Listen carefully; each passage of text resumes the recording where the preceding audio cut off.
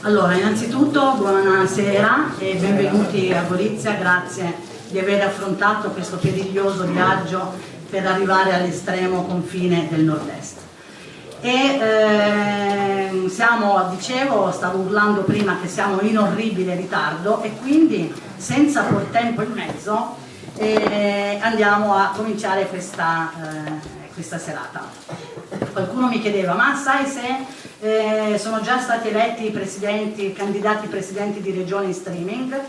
Io non lo so, quindi potremmo anche vendere questa serata come la prima mondiale assoluta la prima in assoluto elezione in streaming di un candidato presidente di regione. Detto questo, come procederemo? Procederemo con una presentazione di ciascun candidato, a ciascuno daremo tassativamente 5 minuti, che sono anche tanti, verranno estratti, qua vedete questi bigliettini, naturalmente non c'è trucco, non c'è inganno, sono taroccati naturalmente, e qualcuno dal pubblico verrà a estrarli e questo sarà l'ordine di presentazione dei candidati. Dopo la presentazione dei candidati passeremo, scusate mi alzo perché sennò non vi vedo, sono troppo bassa.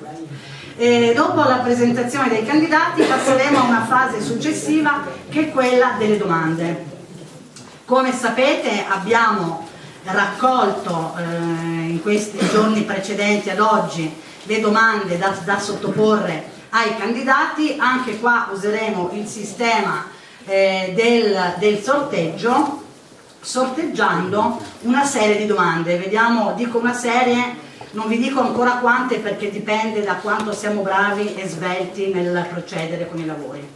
Anche qua saranno diciamo come minimo 5, ecco questo lo possiamo già dire, lo dobbiamo dire perché cominceremo a scalare le domande, cioè prima un candidato e poi l'altro, in modo che tutti abbiano la possibilità di rispondere per primi ad una domanda, la quale domanda sarà estratta a sorte dal cappello magico di Emanuele Romano, che ha curato la raccolta in questi giorni. Quindi procediamo all'estrazione. Chi si offre volontario? Ecco qua, perfetto. Una cosa che non manca nel Movimento 5 Stelle sono i volontari. Avanti.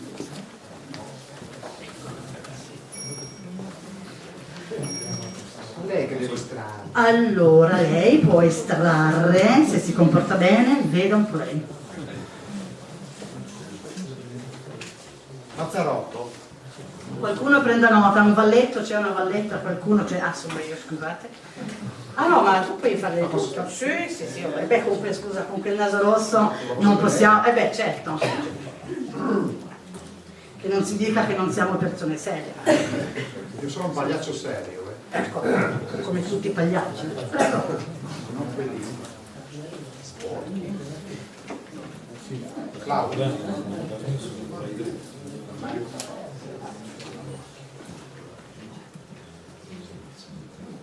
Bottega.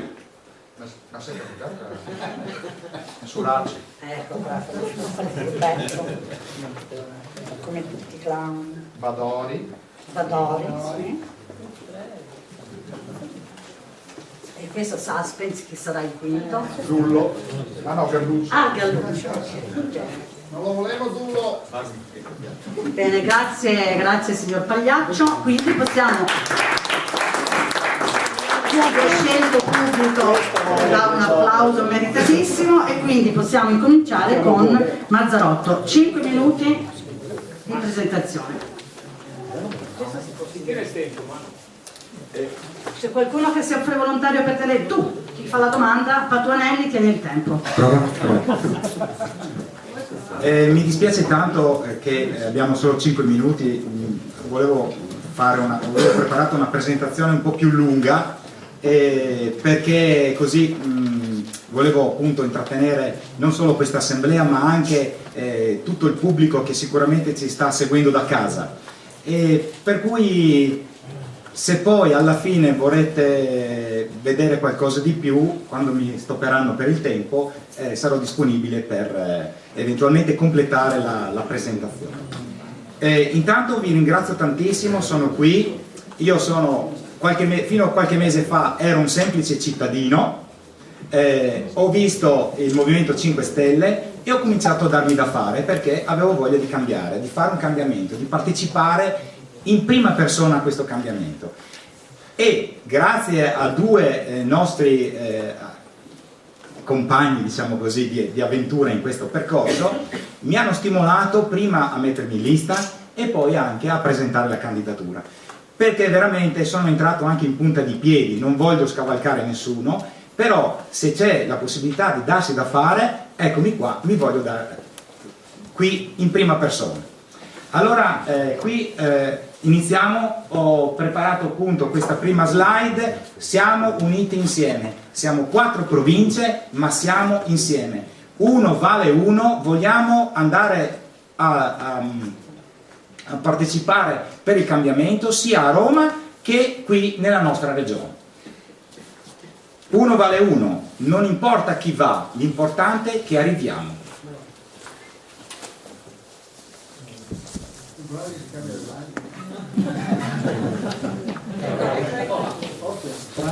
Faccio io, dai. Dovrebbe.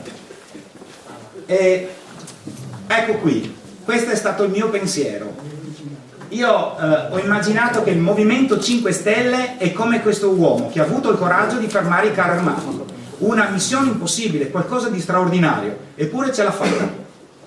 E con questa immagine qui ho proseguito e ho pensato, ma qualcun altro nella storia ha affermato qualcosa di veramente grande, di enorme. E siccome io sono credente, e ho pensato di prendere spunto dalla Bibbia. Davide contro Golia.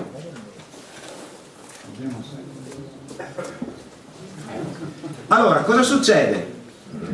Davide va contro Golia, ma rifiuta da Saul di avere un'armatura, di avere una spada. Va contro Golia senza mezzi.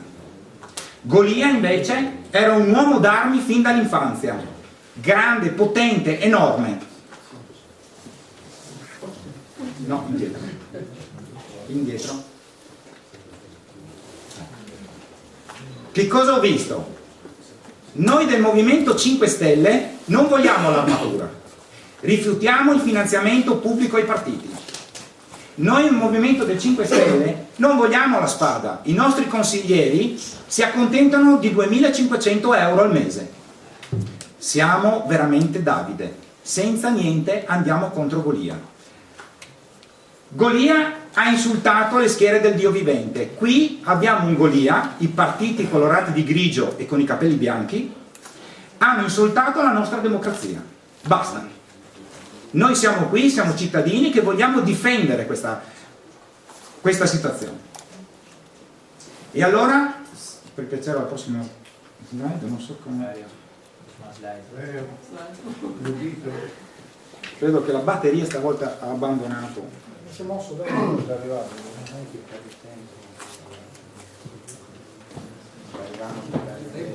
Beh, se per potrebbe piacere, dire che è il bello della diretta. Un minuto. sapevo che la batteria mi avrebbe abbandonato nel momento clou, Sì. e quindi ecco qui un'altra immagine. Siamo piccoli, quello che abbiamo davanti è qualcosa di enorme, però io vedo che siamo all'altezza giusta. Siamo nel punto debole, stiamo toccando il punto nevralgico dei partiti, il loro finanziamento pubblico. Questo è veramente quello che farà cadere questo castello che hanno in piedi. Prego. E qui comincio a dire, ma non è possibile che l'Italia, un paese che era forte, oggi ci ritroviamo con il 30% della povertà. Cioè abbiamo il 30% delle persone a rischio di povertà, abbiamo il 10% di persone che sono ricche e che detengono il 50% della ricchezza del paese, 30% sono a rischio di povertà, gli altri non stanno meglio. Dobbiamo andare a cambiare questa situazione. Prego.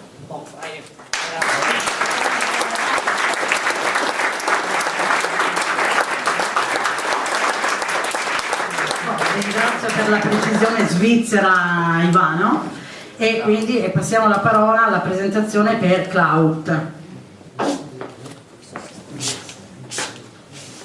Buonasera a tutti, io non ho preparato slides perché voglio parlare a braccio come mi capita sempre di fare, e dato che ho 5 minuti di tempo, diciamo, e non sono tanti come ha detto giustamente il mio predecessore, io vorrei concentrarli in una cosa importante. Prima di tutto mi devo dolere per il fatto che non tutti, diciamo, quelli che sono iscritti ai meetup regionali possano votare, perché tutti avrebbero diritto alla possibilità di dire una voce e di alzare la voce con tutti noi, perché se uno di noi, cosa che capiterà di sicuro, diventerà governatore, possono essere 5 perché noi vinceremo, questo è il punto, sicuramente, diciamo, avremo la possibilità di riunire tutti quanti i meetup e quindi avere la possibilità di un aiuto di tutti quanti. Io non sono quello che vuole evidenziare le qualità, io voglio parlare dei miei difetti personali. Sono una persona determinata e nella mia vita, diciamo, quello che ho fatto l'ho fatto in maniera convinta e assolutamente senza tirarmi indietro. Vi voglio dire 2 cose che sono importanti per me. Io ho denunciato il Presidente degli Stati Uniti per ben 2 volte. Una volta quando ha ammazzato, secondo noi, 702 persone in Bosnia con 2 aerei, e l'ho denunciato all'AIA, e diciamo quando ci avvelena tutti quanti noi altri facendo partire da Aviano ben 400 aerei che andavano a bombardare la Bosnia. E io ho presentato una denuncia penale davanti alla Procura della Repubblica di Pordenone e davanti all'AIA, al Consiglio, diciamo, dell'AIA. Ecco, quello che noi dobbiamo fare, non dobbiamo assolutamente tirarci indietro, e io credo di avere la possibilità di dirvi che non possiamo abbassare la testa davanti a chi che sia che sia una persona, diciamo, un candidato della destra o della sinistra o qualsiasi cosa. Noi siamo i più forti, dobbiamo assolutamente avere la forza, diciamo, che ci determinerà sotto questo profilo. Cosa ho fatto nella vita? Il programma che abbiamo scritto, la prima, seconda, terza, quarta, quinta commissione, io, diciamo, lo condivido completamente, non ve lo voglio dire adesso perché non avrebbe senso. Ci sono tante cose che dei candidati non sappiamo, diciamo, e nemmeno io so degli altri candidati, che fa piacere a tutti sapere, nel modo più assoluto. Io sono stato presidente regionale del Codacons e sono anche presidente regionale del Codacons, che è un'associazione importante, e diciamo sono anche conosciuto per quel motivo, un po' qualcuno dice anche per motivi politici, perché nel 2000 sono stato candidato con Di Pietro, nel 2003 lo stesso alle regionali e nel 2007 come figura, diciamo così, anche con il partito col PSI. Però, diciamo, indipendentemente da tutto, i 1600 articoli che hanno scritto, quando siamo riusciti a modificare la giurisprudenza su tante situazioni, è dovuta soprattutto a quello, alla tenacia con cui noi abbiamo fatto le cose. Abbiamo sempre dimostrato con prove che avevamo ragione, e questa è una cosa assolutamente essenziale. Ma io voglio parlarvi brevemente, perché saremo già a 3 minuti, non ne abbiamo di più, di 3 iniziative assolutamente importanti che noi, quando saremo al governo della regione, dobbiamo assolutamente prendere, al di là del programma, dico, dei programmi che condivido completamente. E sono il tema della caccia. Potremmo essere, secondo noi, l'unica regione italiana che ha abolito la caccia come prima cosa che dovremmo fare.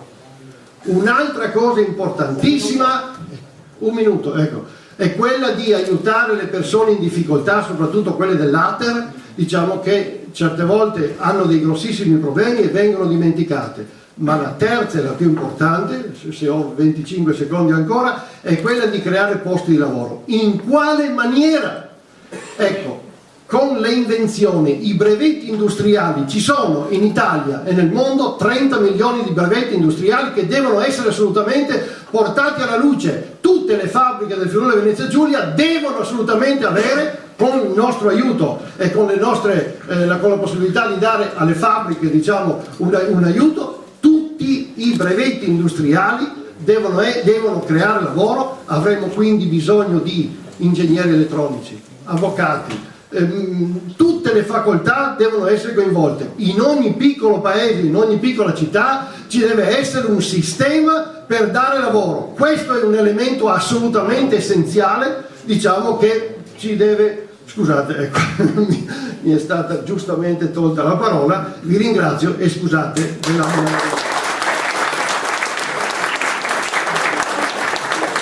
Non voglio essere troppo buona, ma la frase potete finirla, la frase. Grazie. Bene, allora, terzo, Suraci. Ciao a tutti, sono Francesco Suraci, ho 40 anni e vivo a Trieste, non sono sposato e non ho figli. Preferisco dirvi magari qualcosa di me, visto che appunto ci conosciamo poco, poi spero di avere poi la possibilità di dire come la penso su tantissime cose grazie alle vostre domande. Una laurea in scienze politiche che ho conseguito a Trieste nel 96. Dopo la laurea ho vinto una borsa di studio per un master in trasporti internazionali presso il MIP di Trieste e da lì poi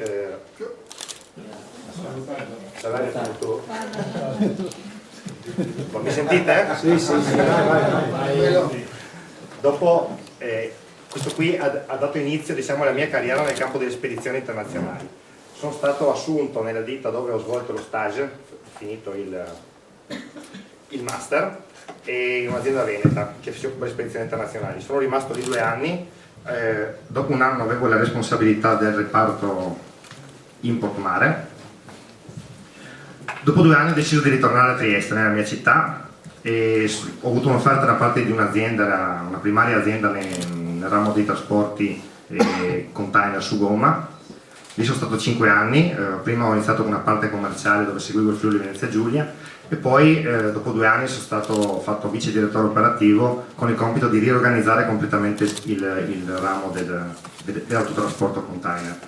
Qui ho ultimato il progetto, è stato accettato dalla proprietà, anzi non hanno cambiato una virgola, con mia sorpresa prima di tutto, e il piano è stato ultimato dopo che io me ne sono andato via. Me ne sono andato via nel 2005, sono ritornato a lavorare nel campo delle spedizioni internazionali e adesso dirigo una piccola filiale di una multinazionale del settore. Il mio compito primario, visto che nelle piccole filiali si fa un po' di tutto, è quello di sviluppare il traffico commerciale, per cui la mia area è il Friuli Venezia Giulia e sono quotidianamente, ormai da anni, a contatto con tutte le aziende, posso dire praticamente tutte della nostra regione. Questo mi ha dato modo veramente di sentire e di capire molto bene quali sono le problematiche delle aziende e come hanno vissuto, stanno vivendo la crisi, e vi posso assicurare che la situazione è assolutamente drammatica. Le zone industriali si stanno desertificando, anche i pochi settori che vanno meno peggio degli altri sono in crisi grossissima per via della morsa finanziaria delle banche che fanno tutto meno che il loro lavoro, e io di riflesso, essendo l'indotto, chiaramente lo sento molto e parlo quotidianamente con loro. Anche questo è uno dei motivi che mi ha spinto a entrare nel movimento. Io penso che in un paese normale la classe politica dovrebbe occuparsi di tutti noi dovremmo starsene tranquillamente nel nostro posto di lavoro a lavorare bene, con regole chiare, in un mondo giusto. Purtroppo non è così e allora spetta a noi cercare di rimediare. Io sono nel Movimento 5 Stelle da poco, sono entrato e ho messo in piedi il gruppo di lavoro a Trieste per quanto riguarda le elezioni politiche, dove abbiamo fatto un percorso di autoformativo in temi giuridici e economici, e poi ho partecipato ai gruppi di lavoro delle commissioni prima e quinta per il programma delle regionali. Io ho un auspicio che qua tutti quanti noi adesso assieme cerchiamo veramente di individuare il miglior portavoce. Qui non si tratta di andare in caccia di poltrone, e nessuno di noi 5 qua sa che è così, altrimenti non sarebbe qua, avrebbe fatto qualcos'altro. Per cui io auspico che veramente lasciamo perdere tutto e valutiamo le persone, chi può essere il nostro migliore candidato. Al di là anche di tentazioni campanilistiche, chiamiamole, e per primi lo dico agli attivisti del mio meetup. Cerchiamo veramente di, anche perché chi vota per il Movimento 5 Stelle tende a voler fare una rivoluzione, no? È come dover scegliere tra tanti bicchieri di acqua sporca ed inquinata un bicchiere di vino. Se questo bicchiere di vino è un Pinot nero piuttosto di un Merlot, cambia poco. Chi sceglie il Movimento 5 Stelle non guarda queste cose qua. Se dovesse guardare queste cose qua, vorrebbe dire che noi abbiamo fallito nel nostro compito più grande, che è quello di comunicare ai cittadini, a tutti quanti, il nostro modo di fare politica, e che il Movimento 5 Stelle non è un partito alternativo, ma è alternativo ai partiti. Grazie.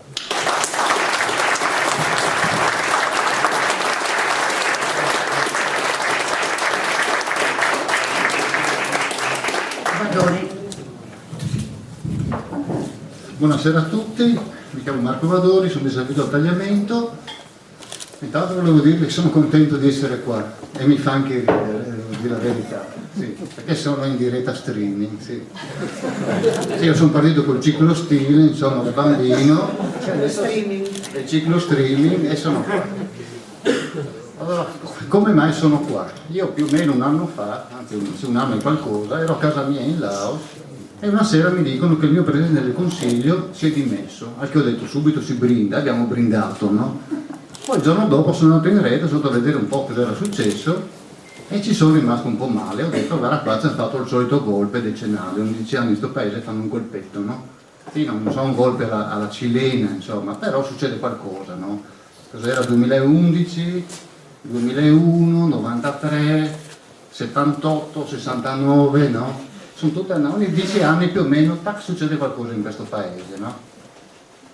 Quest'estate sono rientrato, poi se avete visto il curriculum ho chiuso un ristorante là, l'ho chiuso per un sacco di motivi vari e complessi, ma principalmente, e questo è uno dei motivi per cui sono qui, a parte il rispetto così, ma tanto io non ci posso fare molto di una questione nazionale, sono rientrato per via dei mutamenti climatici, che ovviamente è un problema che, a parte quando New York va sotto acqua, uno la vede, anche Trieste va sotto acqua, Venezia va sotto acqua, a parte quando ci sono slavini, disastri, muore la gente, qui da noi, ma ne muoiono 2 o 3 da noi, ma se no poi passa sul telegiornale e non succede niente. Invece la cosa ci riguarda direttamente, non solo perché siamo già investiti e verremo investiti meno che altrove, ma saranno cose pesanti, perché quando si dice si tropicalizza il clima, ecco, uno dovrebbe sapere come al tropico, no? Allora, qui da noi sarà come al tropico è già l'inferno, no?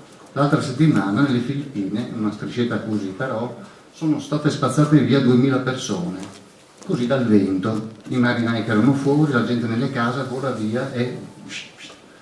Casa mia, 3 anni fa, quando è arrivata una bomba, quella che ha distrutto il Vietnam, Filippine, lì mi è arrivata in casa e la bomba del tifone, una roba che a detta dei locali chi abita lì non aveva mai visto una roba simile. Ora se un vecchio dice mai visto una roba simile, è vero, noi siamo protetti alle montagne, la pestata l'ha presa il Vietnam, ogni botta sono migliaia di morti, vuol dire tutte le piantagioni distrutte, la raccolta di riso perso, vuol dire gente che deve emigrare, gente che muore di fame. A questo si aggiungono le bombe di calore vuol dire i raccolti che si perdono. In Asia mancherà il riso, paesi produttori perdono il 50% del raccolto, vuol dire fame. Se la Cina perde, non so, il 10-20% del raccolto, sono cazzi amari per tutti. Se lo perde la Thailandia, e si passa un anno. L'anno dopo alluvione. L'altro anno il Mekong, io la casa mia è sul Mekong, cioè il Mekong mi scorre a 20 metri di fronte, lui sale e scende di 9-10 metri.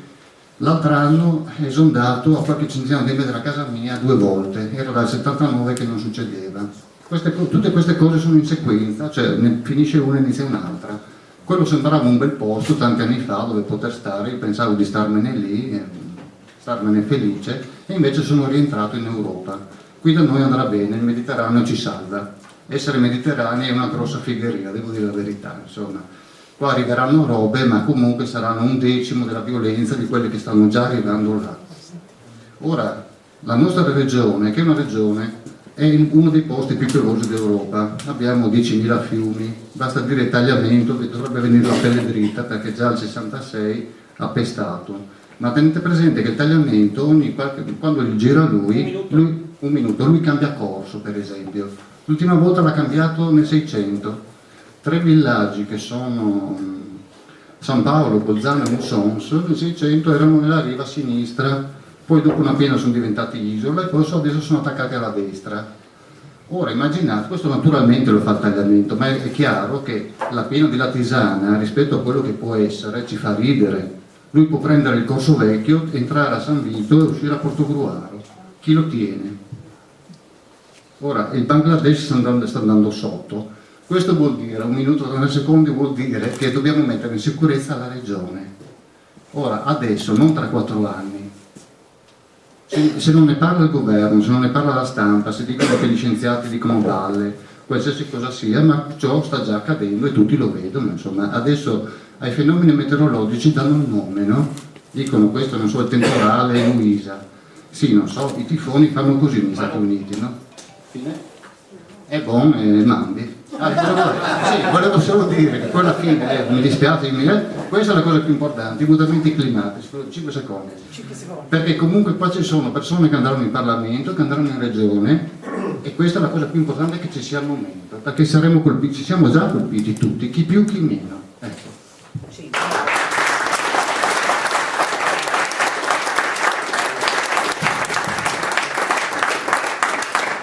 Bene, l'ultimo della prima serie, Galluccio. Buonasera. Oggi è la fine del mondo, no? Quindi, e da domani inizierà un mondo nuovo, speriamo meno politico in regione. E mi presento, sono Saverio, e amo dire di essere nel movimento dal 2007 perché da subito avevo capito che il movimento doveva essere qualcosa di nuovo nel mondo politico. Io personalmente mi sono sempre interessato di politica, ricordo che mio papà, quando cambiava il governo, quindi ogni 3 settimane quando ero piccolo, attaccava dietro la porta il nome dei ministri, lo strappava dall'Espresso e lo attaccava, no? E diceva: guarda, devi sapere chi è il ministro, no? Quindi già da piccolo a casa mia si masticava di politica, si parlava di politica. Nel 2007 ho detto basta fare volontariato, perché ci hanno preso in giro, ci hanno sempre preso in giro, ci tengono buoni, ci danno il contributo, ci danno questo, ma non ci permettono di entrare a cambiare le cose. E quindi sono entrato nel movimento, sono entrato a sprombattuto, sono entrato con la voglia di cambiare e ho trovato un ambiente sano, con tutti i suoi casini, con tutte le persone che fanno venire fuori la loro umanità, per cui sicuramente siamo la rappresentazione di quello che è la società, però ho sempre visto onestà intellettuale, onestà, lealtà, ho visto la voglia di cambiare e questo mi ha portato negli anni poi a fare sempre nuove esperienze. Manuela si ricorderà, ma anche Paolo e anche Stefano, insomma, sì, non mi sono fermato a Udine e quindi ho voluto girare l'Italia per vedere cosa stava succedendo anche nel resto d'Italia. Io credo che, l'ho detto ieri in assemblea, l'ho detto anche mercoledì, ieri ero a Gemona, l'altro giorno ero a Udine, io credo che noi non dobbiamo aspettarci niente dal movimento. Dobbiamo pensare con questa logica: se noi riusciamo a fare questo salto di qualità, niente ci può fermare, perché se noi pensiamo di fare qualcosa e che questo qualcosa il movimento ce lo debba restituire, siamo lungo una strada sbagliata. Siccome a me piace fare le cose sempre in maniera più difficile, io non vi racconto di me perché c'è il mio curriculum e chi l'ha voluto leggere, chi vuole leggerlo lo può leggere. A me è sempre piaciuto fare le cose non nella maniera facile ma nella maniera difficile. Il lavoro, la famiglia. E a Udine ho detto io voglio fare il consigliere regionale. Lo voglio fare non sicuramente per un'ambizione personale, ma perché voglio guardare in faccia quelle persone dietro quelle sedie.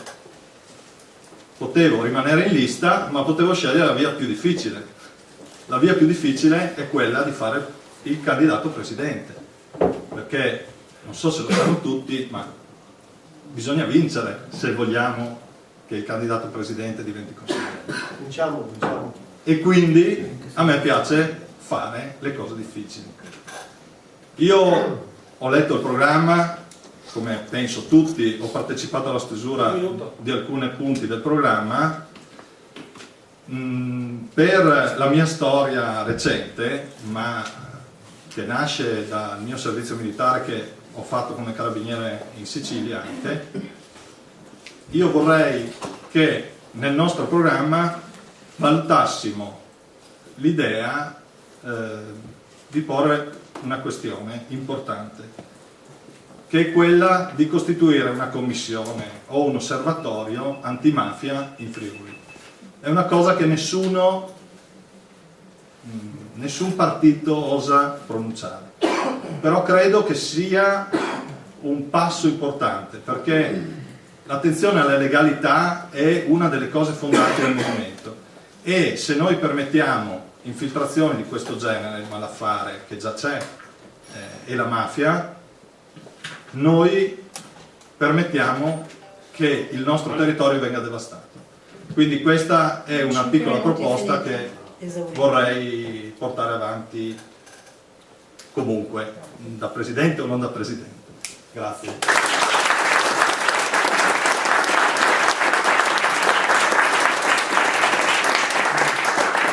Bene, grazie a tutti e 5 perché tutti sono stati veramente nei tempi e o ciascuno a modo suo molto efficace.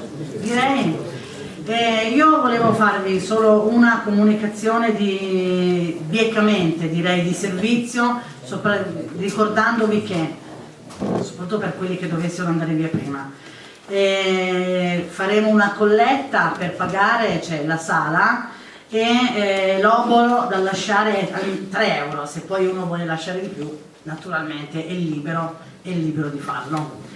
A questo punto possiamo passare alla fase delle domande. Credo che siate abbastanza pronti e i candidati adesso si rilassino un minuto, intanto che Emanuele... Io consumo questo, che sono le domande, 28 domande, e il cartellino con i 28, quindi se uno vuole venire a estrarre i numeri. Quindi spiega Emanuele, che cosa spiega tu?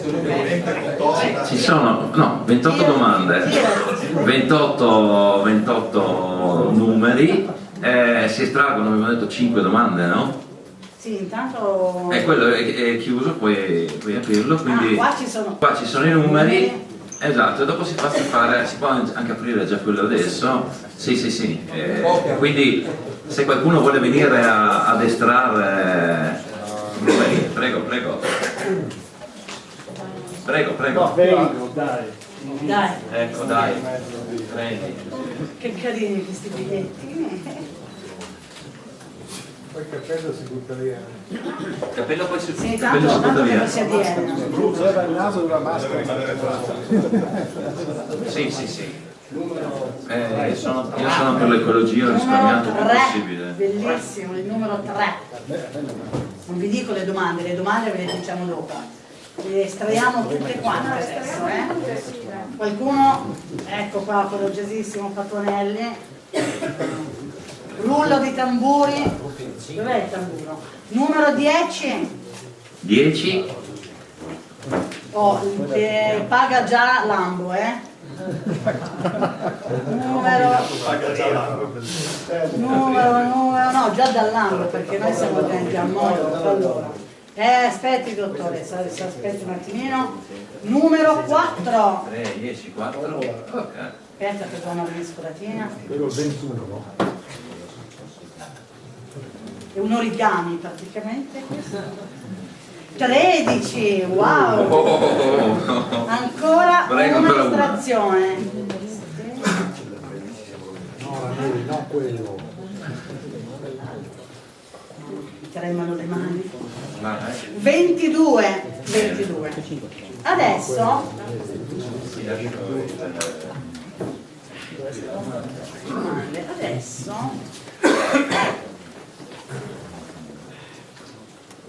Queste sono le nostre solite carte. Facciamo scegliere una carta. Primo si comincia con questo Mazzarotto.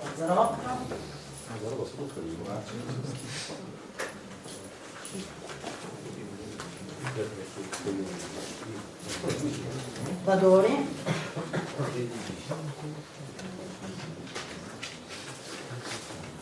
Galluccio e quindi Tau. Allora, perché abbiamo estratto adesso perché abbiamo detto che cominciamo con le domande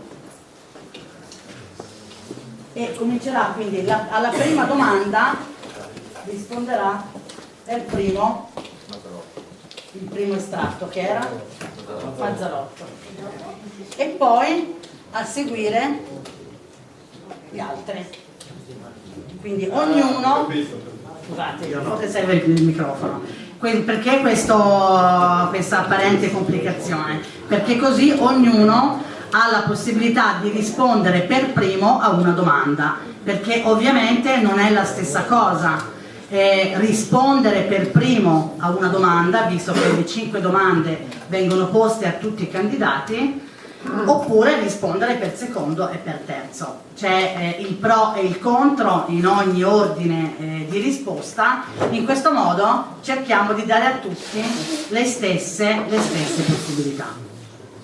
La prima estratta, aiutami Emanuele perché era la 3. Qualcuno se l'è scritta, vero? L'ordine?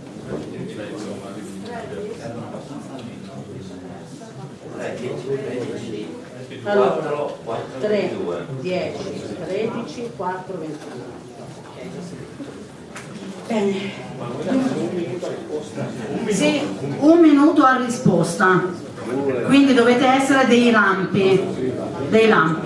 D'altra parte, aspetta, forse devo spiegare anche. Dobbiamo anche, come si dice? Dobbiamo anche spiegare perché sottoponiamo a questa che insomma, no, qualcuno dice tortura, in realtà non lo è. Noi abbiamo pensato a questa modalità anche per mettere alla prova, per testare la capacità dei nostri candidati, perché sappiamo che tutti e 5 sono delle persone, o se fossero stati 10 sarebbe stato lo stesso, tutte persone valide, tutte persone preparate, ma a volte, oltre a essere bravi, belli, intelligenti, serve anche avere, in certe circostanze, una certa presenza di spirito. Quindi, anche se la domanda è difficile, perché qualcuno... E poi scusate, apro una parentesi, i candidati devono proprio accettare supinamente ciò che noi decidiamo. Quindi non hanno diritto di parola se non per rispondere alle cose che noi chiediamo a loro. Per cui, puoi anche metterci meno, 1 minuto è il tempo massimo. Se uno ci mette 1 secondo non l'abbiamo pensato, peccato, altrimenti avremmo potuto mettere un handicap positivo. Bene, allora, quindi 1 minuto, il solito cronometrista Stefano Patuanelli ci coadiuverà in questa bisogna e partiamo con la domanda numero 3. Il titolo della domanda è Scelta del candidato. Mi dovrei girare verso di voi, fate finta che scusate la faccia, scusate le spalle, come diceva. Va bene, è andato B. Bene, ok. Anzi, forse è meglio. Dunque, la domanda è questa. Trovi corretto che un iscritto al portale del Movimento 5 Stelle non abbia la possibilità di scelta del candidato governatore della sua regione, ma abbia avuto la possibilità di scegliere i futuri candidati parlamentari del Movimento? Non credi che il Movimento 5 Stelle Friuli Venezia Giulia debba essere quindi maggiormente inclusivo e non esclusivo? Forse o no. Hai dei poster in altra sentenza, vada. Allora, io ritengo una cosa, che quello che mi è piaciuto in questo periodo è stato chi partecipa, chi è attivo, chi segue, chi viene alle riunioni poi ha il diritto di essere rappresentato nel movimento.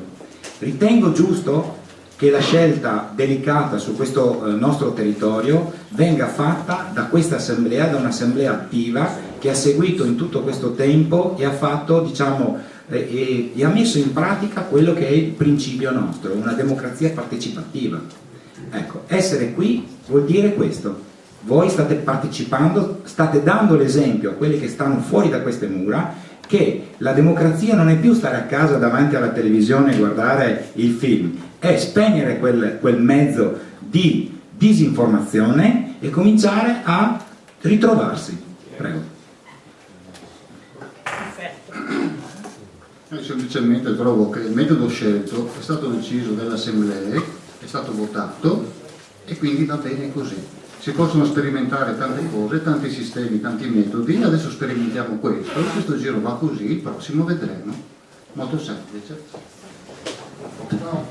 Non sapevo naturalmente della domanda, l'avevo già anticipato, io sono assolutamente stato sempre contrario, è uno dei pochi che ha votato, diciamo, contro questo sistema, perché essendoci tantissimi iscritti tutti hanno diritto di essere rappresentati da un governatore, diciamo, ma soprattutto c'è la possibilità da parte di tutti di apportare qualche cosa di positivo, quindi la votazione mi è sembrata molto restrittiva, diciamo, soltanto determinate persone che possono eventualmente votare. Per carità, è stato raggiunta la maggioranza e quindi la maggioranza di solito, diciamo, in democrazia vince, ma io mi sono dichiarato contrario e tutti potevano votare quelli iscritti al METAP, anche se dopo, diciamo, bontà loro, vanno a votare un partito diverso. Quindi io sono assolutamente convinto di questo particolare, per cui doveva essere aperto a tutti quelli iscritti al METAP. Grazie. Bene, chi mi ha preceduto ha già detto qualcosa che condivido. Io ritengo che la forza del movimento è fatta proprio dal fatto che chi ha potuto vedere in giro per l'Italia, ognuno ha le sue regole. E quindi fare una domanda dove si dice: secondo te è giusto che in un posto sia stato fatto così e in un altro fatto colà? Lascia il tempo che trova, perché ne troviamo altri 100 di esempi di regole diverse per decidere i candidati e decidere i presidenti. Io in questo caso ritengo che ci siano state date delle regole e che queste regole vadano rispettate. Però sicuramente noi a Udine abbiamo dato dimostrazione che chi voleva rendersi attivo lo poteva fare con 2 presenze e aveva diritto di voto. Quindi la risposta sta nei fatti, non sta sicuramente nelle parole. Io arrivo per l'ultimo, per cui difficile inventarsi qualcosa di originale, insomma, non è questo il caso, non devo inventarmi niente. Io dico una cosa, io di base, a me piacerebbe che qua fossimo in un grande palazzetto con 10.000 persone di base. È chiaro che però un movimento che ha i suoi inizi, e la dimostrazione anche le regole scelte ad esempio per le candidature alle politiche, deve darsi delle regole. Qualsiasi regola è discutibile, ha dei pro e dei contro, e anche la nostra. Quello che posso rispondere è: la maggioranza ha votato così, per cui è assolutamente giusto così. Perché se noi non fossimo in grado di riconoscere alla maggioranza questo tipo di potere, non dovremmo neanche stare qui.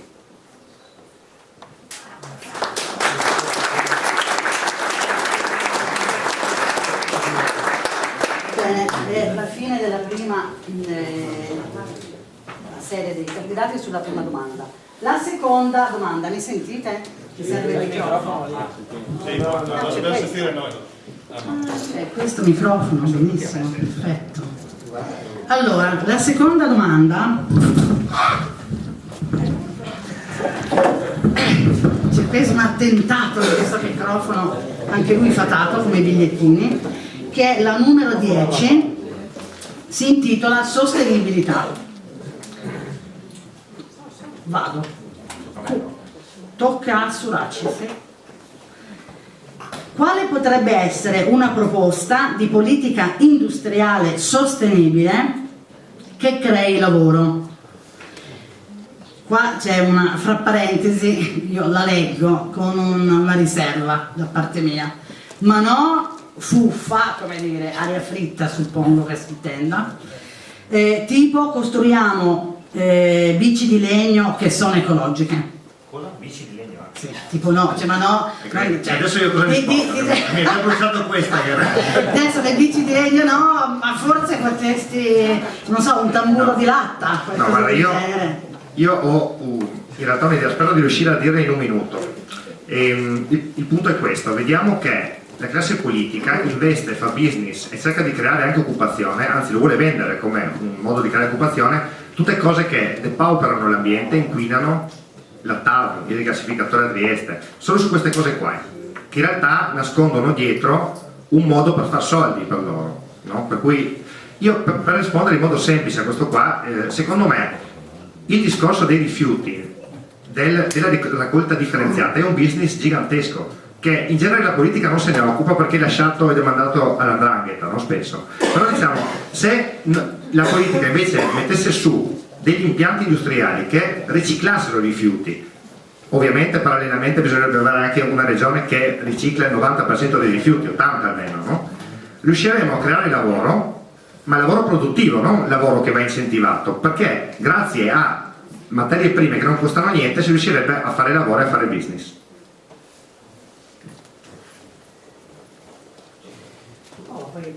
Ah sì?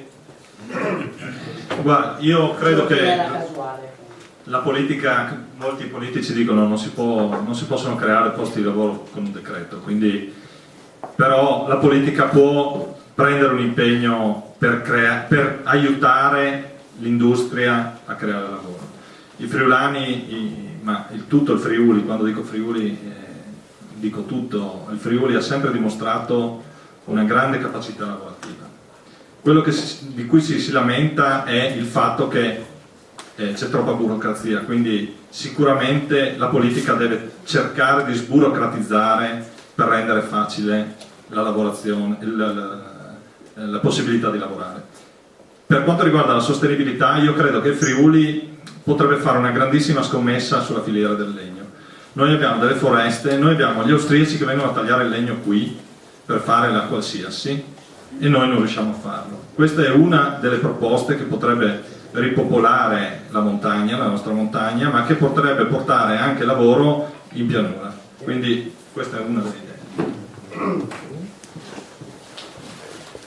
Signori, dovendo vincere le elezioni, noi dovremo sicuramente, saremo additati, tutti ci chiederanno come fare a creare lavoro. Io, come dico, senza sapere, non sono un mago, ho indicato prima qual era diciamo, come elemento essenziale lo sviluppo dei brevetti industriali. Veramente abbiamo nella nostra regione tantissime fabbriche che possono in parte convertire il loro lavoro, pensiamo alle tantissime fabbriche di legno eccetera, possono comunque con il nostro aiuto, quello delle camere di commercio, quello diciamo degli studi che creano i brevetti industriali, creare lavoro per tutti, e noi avremo l'obbligo di creare a livello locale diciamo almeno 5 per ogni provincia punti di riferimento dove le persone, diciamo le industriali, si recano, vanno a vedere il loro tipo di brevetto e lo sviluppano.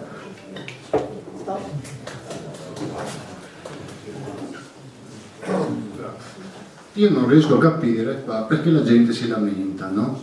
E c'è la crisi, non vendono, la sfiga nera, no? A mio avviso ci sarebbero una cosa da fare semplicissima, ovvero sia prendere i nostri prodotti e andarli a vendere in Asia.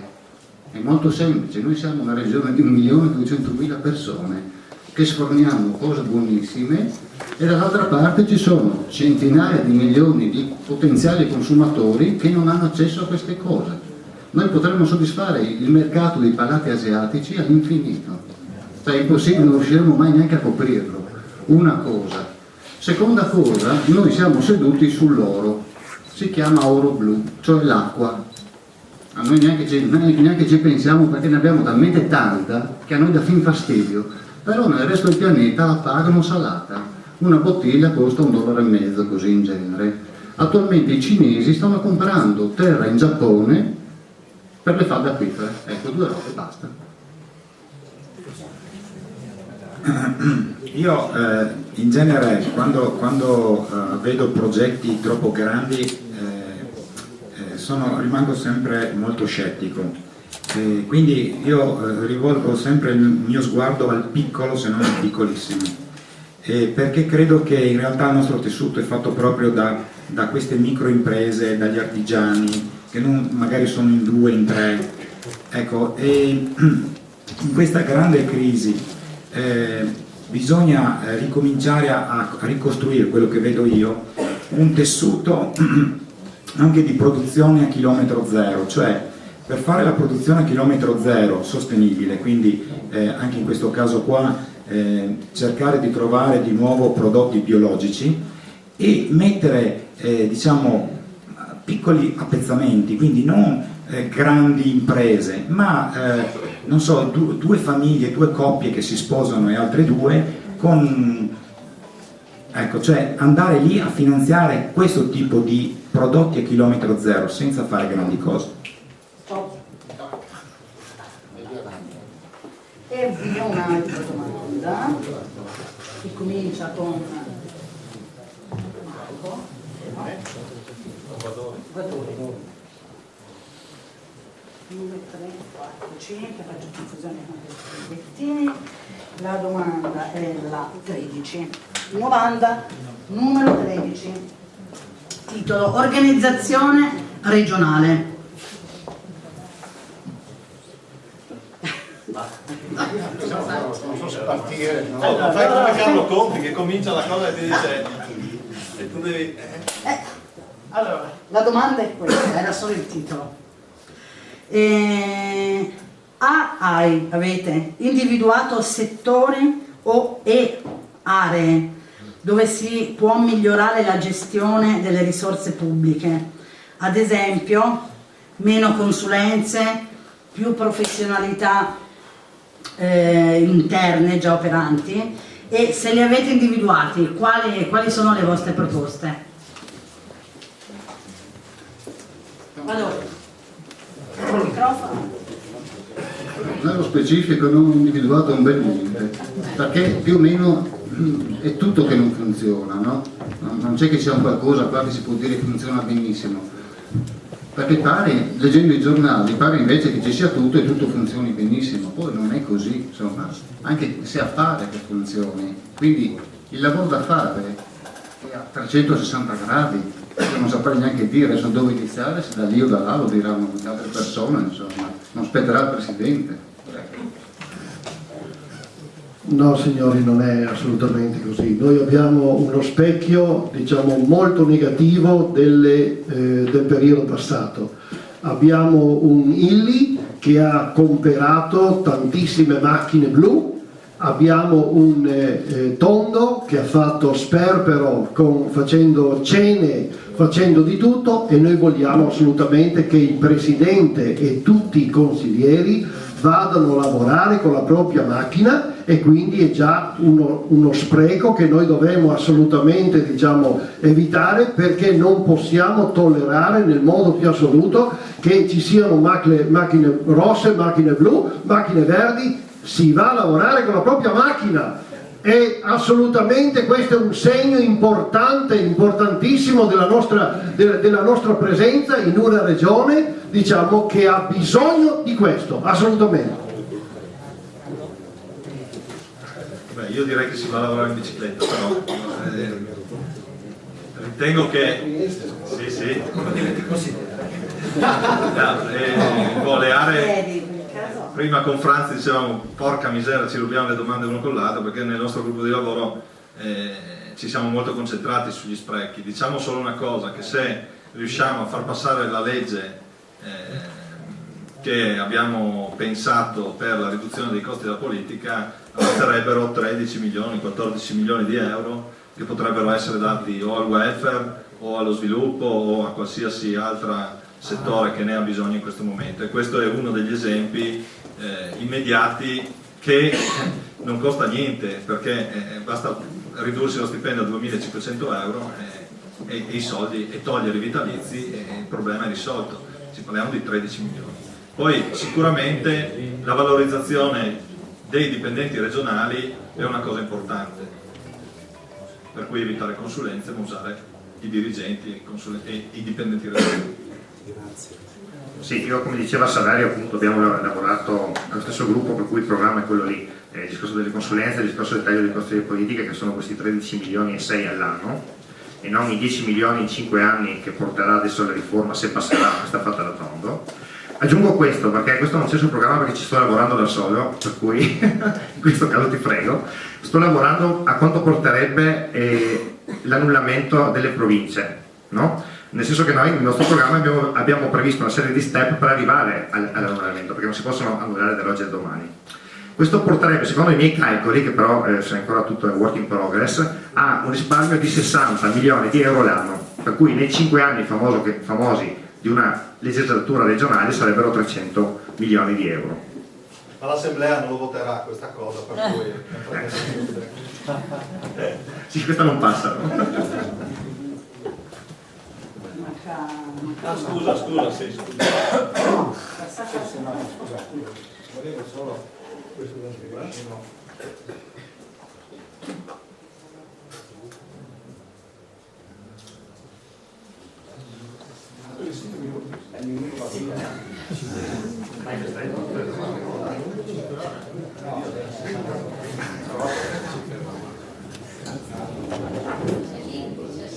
Ecco qua.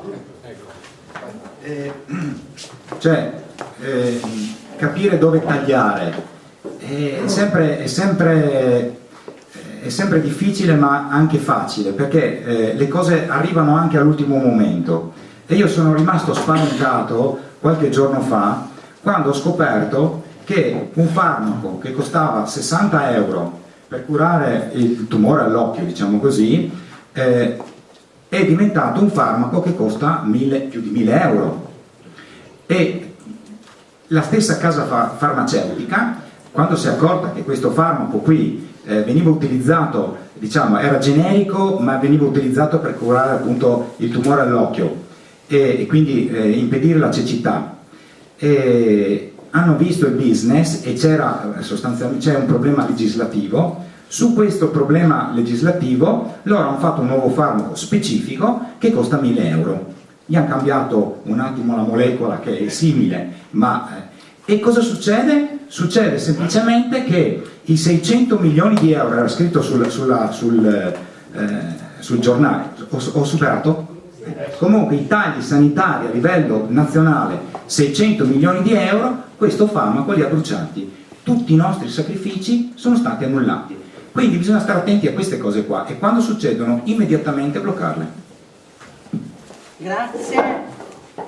Allora, domanda numero 4. Aiuto.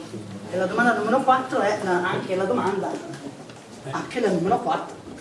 Quindi la quarta domanda è la domanda numero 4, che si intitola Impegni lavorativi. Come pensate di conciliare l'impegno per il Movimento 5 Stelle con la vostra attuale professione? E comincia Galluccio. Ma io non ho mai lavorato in vita mia.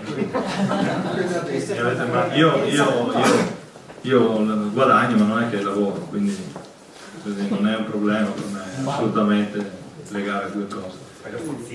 Sì, no, a parte le battute, la cosa che mi ha spinto maggiormente anche, cioè che ha contribuito all'impegno è stata che la mia azienda sicuramente si è dimostrata estremamente disponibile, per cui non avrò nessunissimo problema a legare le due cose, perché per fortuna ho scelto un'azienda con la quale ho un rapporto, io ho un contratto, non sono un dipendente, quindi sono molto libero e poco professionista, come si dice in gergo, e quindi non avrò nessun problema da quel punto di vista, tant'è che già adesso insomma, mi sto dedicando molto più di quello che dovrei.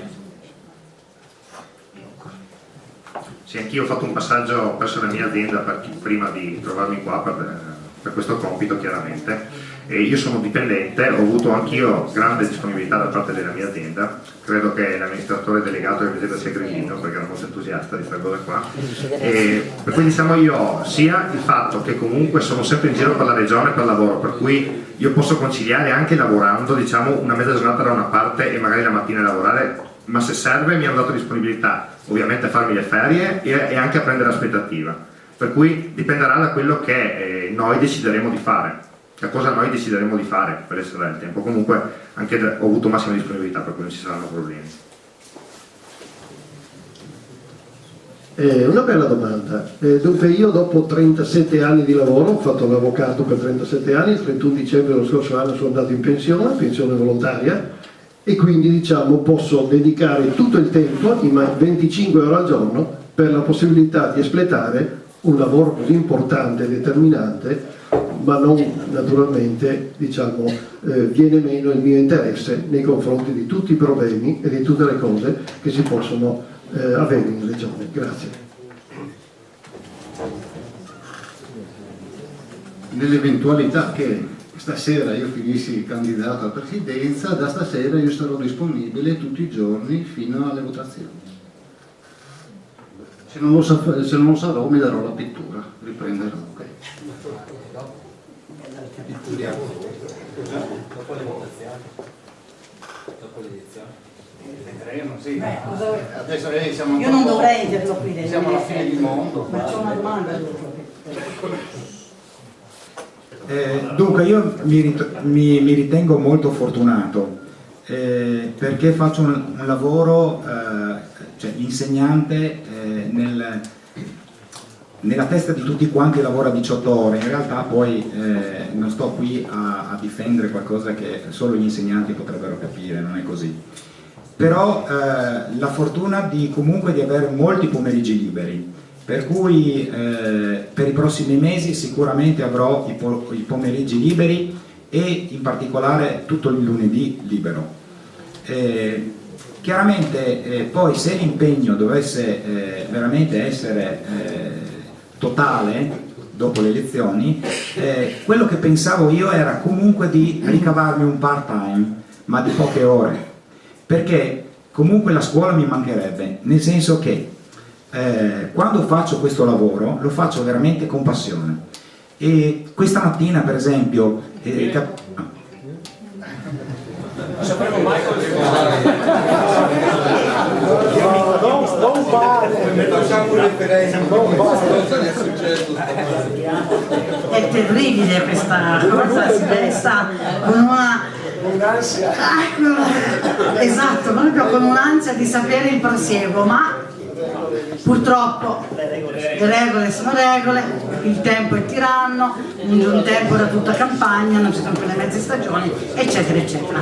Andiamo adesso rapidamente alla quinta domanda. Comincia Claude e la domanda è molto difficile, devo dire, nel senso forse mi servirà l'aiuto di Emanuele per decifrarla. Dunque, il titolo è rifiuti, il titolo è facile. La domanda è questa: sono previsti piani, ma ritengo che si intenda se voi avete in mente questo.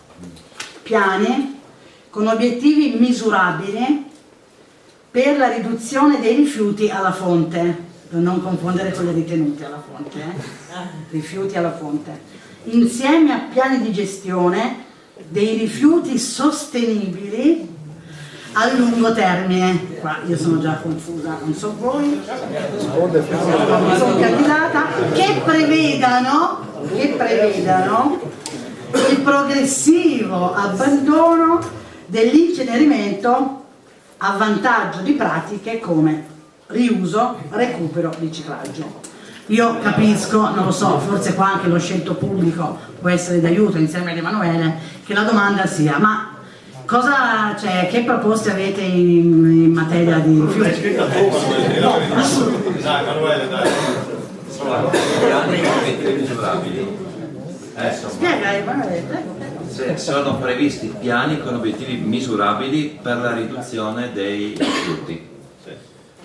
questa insomma, è la domanda. cosa ne sapete? Beh, insomma, alla fine della fiera. Adesso dovete mettere in mostra in un minuto tutto quello che sapete sul trattamento dei rifiuti. Si intende solidi urbani, suppongo. Ciao. I rifiuti sicuramente sono un problema per l'Italia, dicono che sia, diciamo, un buon metodo per qualcuno, soprattutto nella parte sud dell'Italia, per creare diciamo, lavoro, per creare la mafia come si parlava prima, e i rifiuti vengono portati in Germania, vengono venduti in Germania, ma in Italia possiamo fare moltissimo.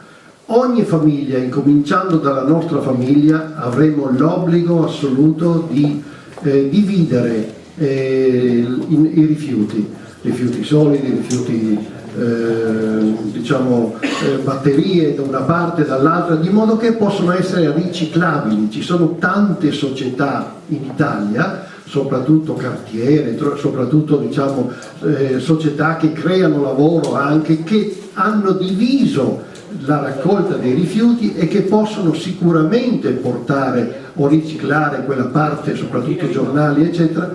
Già finito? Va bene. Allora, la tematica dei rifiuti non è prettamente regionale, però mi ha sempre appassionato e nell'ultimo mese sono stato a visitare sia l'inceneritore di Trieste che il centro di riciclo di Vedelago la settimana scorsa. Ritengo che la questione dei rifiuti vada stravolta, perché intanto ci deve essere una riduzione alla fonte, creando minori rifiuti a livello industriale negli imballaggi e via dicendo. Bisogna uscire dal tranello dei consorzi come il CONAI, che creano servitù da parte dei comuni nella gestione dei rifiuti, perché non riescono a uscire da questo tunnel del CONAI, e lavorare molto sull'indifferenziato, creando materiale riciclato, materia prima secondaria dall'indifferenziato. Sì, io parzialmente diciamo già risposto prima due domande in una. Sicuramente deve essere fatto un lavoro alla fonte, per cui a livello di imballaggi. Gran parte dei rifiuti che produciamo sono imballaggi, per cui si potrebbe stimolare il ricorso allo scuso, per esempio per i detersivi, piuttosto che iniziative di questo genere. Poi io sono per costringere le persone a fare la raccolta differenziata. Come succede in tanti paesi del Goriziano, se una casa, un condominio non ha differenziato bene, lasciano lì i rifiuti, no? Per cui c'è una specie di concorso tra tutti i condomini, anche non solo delle casette, perché rimane lì per tutti se non viene fatta, per cui c'è una specie di controllo reciproco. Questa è la base ovviamente per poi eventualmente poter attuare la politica che dicevo prima, per cui creare lavoro da rifiuto e bruciarne di meno, per cui inquinare di meno.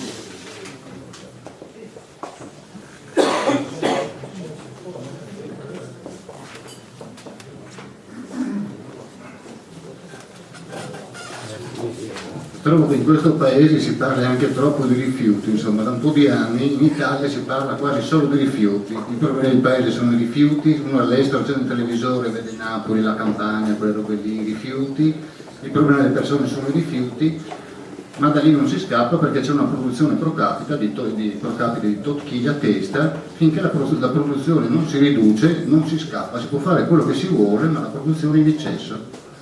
Certo, bisogna iniziare dal packaging, insomma io è stato il mio lavoro da un sacco di anni, bisogna iniziare da lì, dagli imballaggi, obbligare le case produttrici in qualche maniera, tassando o meno, a produrre imballaggi che possono essere smaltiti agevolmente, e non ci sono molte cose da fare se non la riduzione.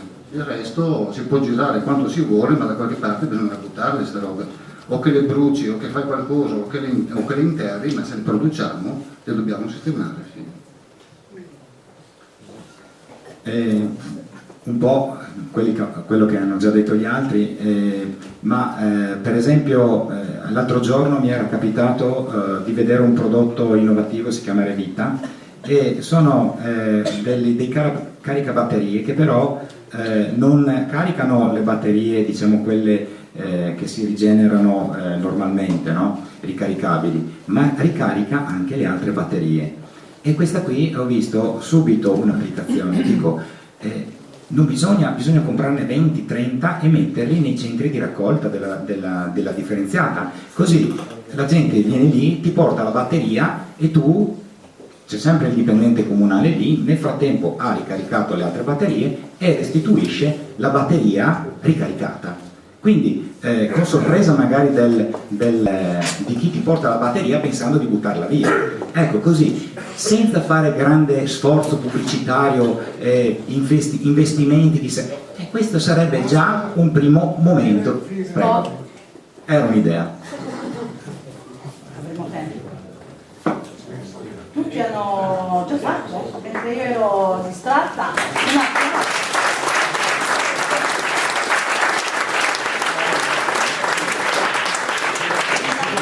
Dello scientissimo pubblico ai bravissimi candidati. Allora adesso, siccome siamo stati abbastanza bravini, tutte e 5 le abbiamo fatte, siccome siamo stati bravini, sono stati nei tempi, nel ritmo, possiamo fare ancora, tartassarli ancora un po', perché così insomma c'è un gusto, no? Non avete da fare delle domande specifiche, potremmo fare così. Io siccome mi hanno dato questo ruolo che io ho accettato con molto piacere, di cui sono onorata e ringrazio tutti, e allora mi arrogo, giustamente, si sa, io sono prepotente, il diritto di fare una domanda a tutti i candidati, sempre 1 minuto. Dopo, se volete, vi propongo di fare, possiamo fare una domanda per ciascun candidato, libera, nel senso, se c'è qualcuno del tipo, uno fa una domanda a quel candidato, perché magari gli interessa sapere di quel candidato. Vedo che dissente. Ci sono altri? Non ho passato le domande proprio pensando di poter fare domande libere, perché così era previsto. Sì, ma la domanda è libera, però è a tutti i candidati. Perché così era, sennò. Bene, qua abbiamo 2 ipotesi. Allora, a questo punto, come nella migliore tradizione classica del Movimento 5 Stelle, si vota, ci sono 2 proposte. Beh, la mia chiaramente non la metto ai voti, la faccio e basta. Quindi, se volete, potete anche alzare la mano e per l'acclamazione grazie. E mentre invece le altre, quelle dei comuni mortali, le mettiamo ai voti. La prima proposta era: è possibile che dal pubblico vengano fatte delle domande specifiche e mirate ad un candidato? È chiaro, no? Mi sono espressa chiaramente. L'altra proposta invece è no, dal pubblico si facciano delle domande a cui devono rispondere tutti i candidati. Prego. Si può fare una serie, perché sono 2 cose diverse e può essere che... Questa è una terza opzione. La terza opzione che propone lui in deroga perché abbiamo detto che loro non avevano diritto di parola. Gliela passate come proposta?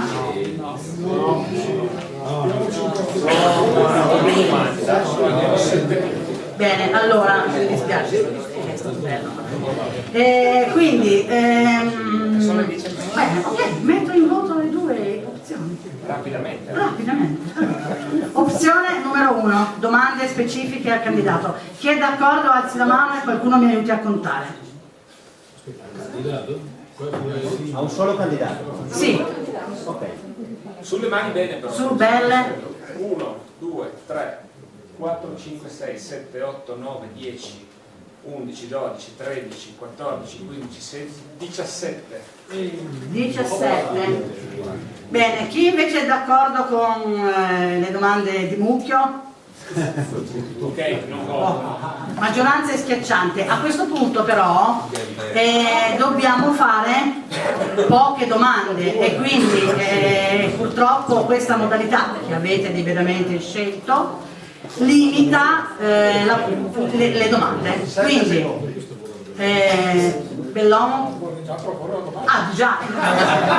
Prima c'è la mia, scusate. No, mi dispiace. Prima la faccio io, anche perché... Savia? Ah, qua 1, 2, 3, basta. Chiuso, stop. Muni.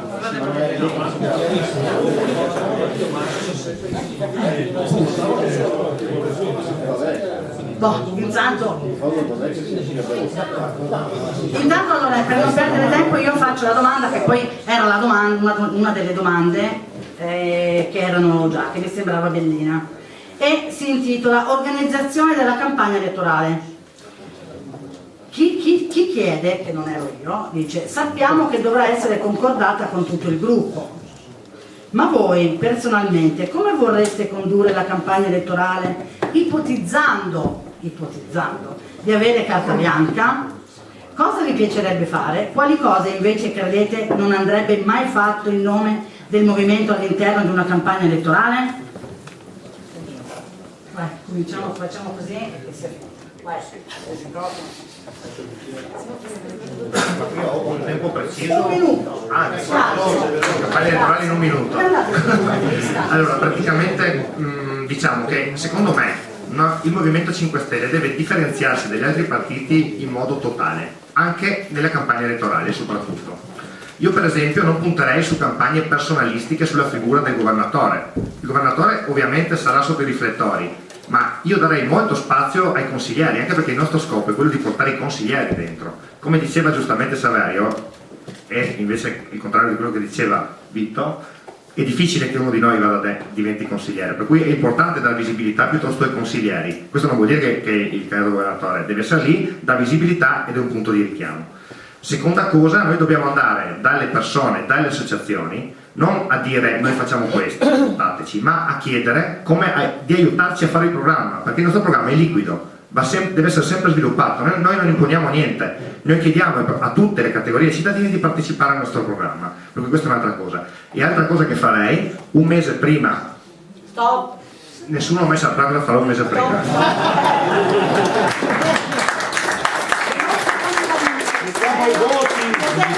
Ci potete mettere anche meno di un minuto. Sulla campagna elettorale Partire un mese prima così andiamo avanti. No, mi dispiace perché con Franz siamo sempre trovati in sintonia, però secondo me la campagna elettorale del movimento deve essere proprio incentrata sulla figura del portavoce. Non per una sorta di narcisismo o protagonismo, ma proprio perché è questa la campagna elettorale, è sempre stata fatta sul portavoce, proprio perché sarà la figura sulla quale verranno incentrati tutti gli attacchi anche, e quindi secondo me la campagna va implementata sulla figura del portavoce. Poi si possono trovare delle modalità per farla anche su dei portavoce circoscrizionali, se vogliamo. Poi secondo me dobbiamo fare una campagna elettorale tra la gente.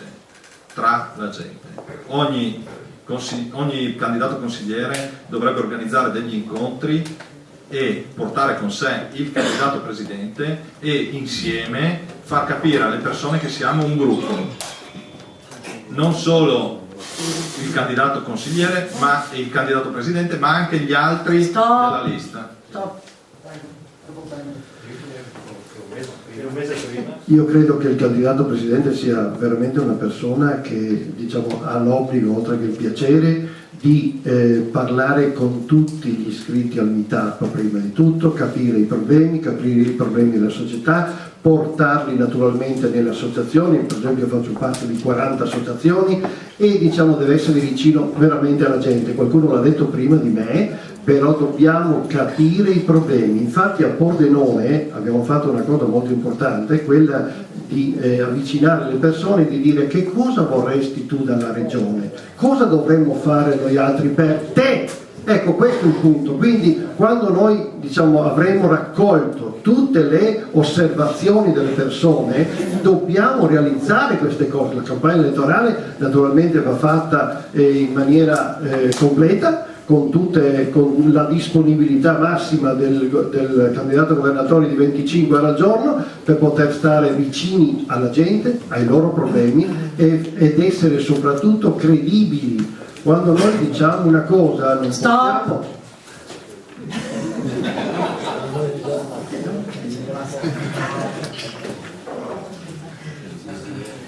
Questa è una campagna elettorale per le presidenziali. Le elezioni sono così, lo show va così. Al Presidente io ritengo che spetterà il compito di tradurre per gli elettori, i cittadini, il programma. Che nel programma c'è tutto, no? E va benissimo, è un bel programma. E dovrebbe avere la capacità di riuscire a far immaginare ai cittadini quello che dovrebbe essere la nostra regione se venisse realizzato il programma. Quello dobbiamo fare, quello dovrà fare il Presidente. Nello specifico io mi sono candidato anche per me, sì, per questioni etniche, diciamo così, perché sono friulano. Si può dire, si può non dire, ma in questa regione se il candidato non è friulano non si vince. Da qua non si scappa, piaccia o non piaccia, va così. Siamo nel 2012 ma va ancora così. Peccato, mi hai fregato uno stop. Ma io devo dire che quando ho lanciato l'idea di propormi come governatore, e subito ho immaginato come sarebbe stata la mia campagna elettorale, ma in realtà la nostra. E quindi ho visto subito un camion, avevo una slide prima che avrei presentato, il copyleft con una lampadina, cioè le idee. Noi del Movimento 5 Stelle abbiamo molte idee che però nella slide successiva ci sono state copiate da tutti gli altri partiti grigi con i capelli bianchi, come abbiamo detto prima. E quindi cosa vuol dire questo? Vuol dire che le nostre idee, se sono state copiate, vuol dire che erano originali ed erano nella direzione giusta. Allora anche questa, se sarò io o se sarà qualcun altro, non importa, è un'idea copyleft. Mi sono immaginato il governatore su di un camion, diciamo scoperto, dove allestiamo le casse, le luci, l'impianto, il videoproiettore, la musica, e questo camion girerà per la regione, i vari candidati organizzeranno davanti alla fabbrica l'uscita piuttosto che in un'altra piazza e avremo... Stop! Arrivederci. Adesso questa ultima tornata di domande, invece di 1 minuto avete 30 secondi, cioè proprio quelle robe lampo, quindi basta, 1, 2, 3, 4, 5, stop. Si era prenotato per il 1 luglio, la domanda venite a farla qua però, signori, velocemente, quindi preparatevi come i veri. Ma io volevo chiedere questo, perché ci sono settori pubblici in questo momento che stanno soffrendo il taglio dei finanziamenti, la cultura, la scuola, la sanità. Volevo chiedere qual è la posizione sui rapporti fra scuola pubblica e scuola privata, come vengono immaginati, sanità pubblica e sanità privata. Grazie. Scusa, Manuela, posso fare? Perché non fate tutte le domande e poi ognuno invece di prendere 30 secondi risponde in 3 minuti a tutte le domande? Sì, poi in deroga. Però segnatevi voi le domande. Sì, segnatevi voi le domande, ragazzi, non è che dobbiamo fare da segretario. Quindi, sigla la prossima. Vorrei sapere... Pronti? Aspetta, Aspetta, qua ci sono i... Non è pronta. Vai. La data di nascita della regione Friuli Venezia Giulia.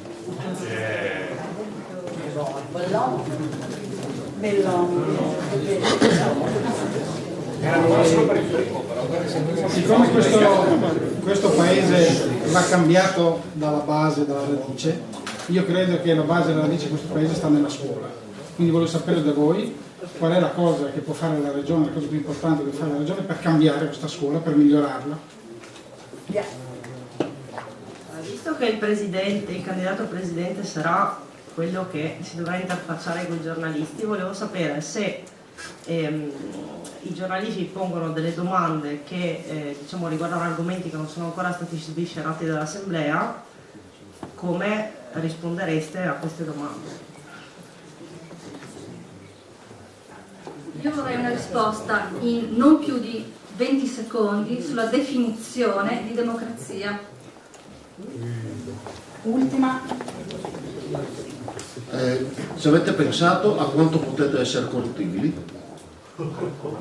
Quanto potete essere corruttibili?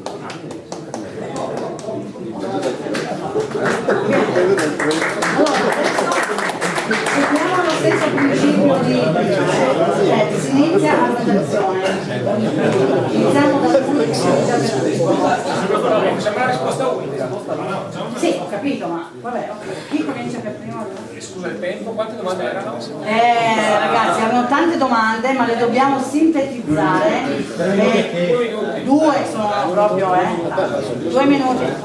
Allora, via pubblico-privato, iniziamo via pubblico-privato. Allora direi che da che hanno letto Reagan, il pianeta Terra è iniziato, siamo 30 anni di neoliberismo scatenato. Quindi in tutto il pianeta c'è un attacco a tutto ciò che è pubblico a vantaggio del privato. In questo paese, come in tutti gli altri, qua va meglio che altri posti, ad altri posti hanno molto peggio, gli hanno cancellato via tutto, non hanno né più scuole né ospedali né niente. A me sembra che il movimento sia ben deciso intanto a mantenere il pubblico, a permettere al privato di esistere ovviamente, a mantenere il pubblico e migliorarlo. Io sono qui per questo, insomma. Punto 1. Date da Friuli nel 60, io direi nel 1960 è nata la regione Friuli. Scuola cosa fare? Quella scuola mi sembra che adesso sia peggio di come era 40 anni fa quando c'ero io a scuola. Cosa fare? Intanto sistemare i libri che sono pieni di strafaccioni e ci sono cose che neanche ci si crede quando si va a vedere. Poi lui lo saprà meglio che l'insegnante, insomma qualsiasi insegnante lo sa, ma vorrei vedere una scuola perlomeno al pari coi tempi. Ecco. Aspetta, cosa rispondere ai giornalisti su qualcosa che non abbiamo ancora esternato? Gli dico che no comment, prossimo giro, prossima settimana, quando saprò, quando potrò, risponderò, quando sarò autorizzato all'assemblea, eccetera, eccetera. Definizione di democrazia, democrazia. Ecco, io arrivo da un paese che si chiama l'AUPDR, tipo Democratic Republic, sono democratici anche lì, in tutto il mondo sono democratici, insomma, non c'è un paese del mondo adesso che non sia democratico, insomma. Quindi con la democrazia noi vediamo di andare avanti con la nostra, insomma, e in ogni paese che si andrà, ognuno avrà un concetto di democrazia diverso, quello importante è che noi seguiamo la nostra, quello dei cittadini di questa regione, insomma, secondo le consuetudini che sono proprie di noi europei. In Bielorussia non c'è la democrazia, Radori. Ma tu è finito. Quanto possono corruttibili? Guardate. Io penso di essere incorruttibile perché ho già avuto nel passato altre proposte, potrei dire semplicemente guarda, avrei potuto avere una carriera ai bei tempi dei socialisti. Ecco, ero il pupillo di qualcuno, avevo la strada aperta per il Parlamento quando ero giovane. Basta, ok, avevo capito, sei incorruttibile. Vai.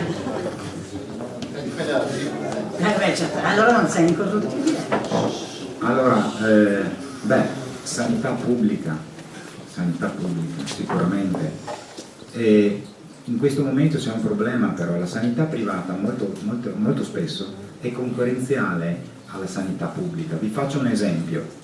Sono andato al pronto soccorso perché avevo male all'occhio, sì, mi hanno fatto di urgenza eccetera, ma il ticket 30 euro per 5 minuti di visita. Allora, se avessi telefonato sicuramente al medico specialista, magari mi avrebbe fatto subito e magari avrei speso la stessa cifra. No, sì, 30 euro. No, pubblica, sulla struttura pubblica. Quindi che cosa voglio dire? Che le strutture pubbliche oggi hanno costi anche per la gente elevati, bisogna cercare di capire come far risparmiare alla gente anche questi ticket assurdi. Io quindi vorrei una sanità pubblica a costo più basso, in questo senso. Per quanto riguarda la scuola, io ho delle idee per la scuola è sicuramente pubblica, e portare nella scuola anche delle idee innovative. Io per esempio vedo che c'è una necessità urgente di aiutare i ragazzi a stare a scuola anche il pomeriggio, e quindi nel programma abbiamo scritto il come, il pomeriggio perché un'assistenza compiti nelle scuole private lo fanno, ma anche noi nella scuola pubblica possiamo fare qualcosa che costa niente. E nella scuola pubblica non solo questi ragazzi potrebbero sostanzialmente essere seguiti, ma potrebbero fare una serie di attività sportive, culturali, eccetera, senza più che i genitori, e mi metto anch'io, dovessimo appunto trasportare questi nostri figli tutta la settimana a musica, a sport. Nella scuola pubblica stanno il pomeriggio, è una struttura già pagata, le associazioni arrivano lì. Il tempo è scaduto.